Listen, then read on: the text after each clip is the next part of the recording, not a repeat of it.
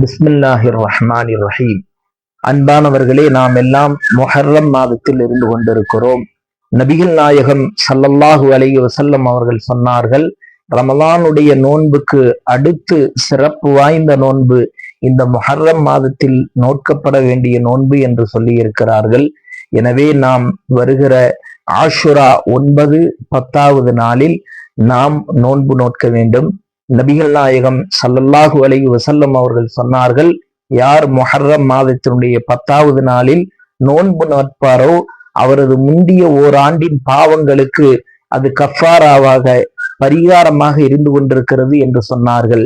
எனவே நபி அவர்களின் கூற்றுக்கு ஒப்பாக 9, 10 அல்லது 10, 11 என்று யூதர்களுக்கு மாற்றம் செய்யும் விதமாக 2 நாட்கள் நோன்பு நோற்று நம்முடைய பாவங்களுக்கு அதை கஃபாராவாக ஆக்குவோமாக.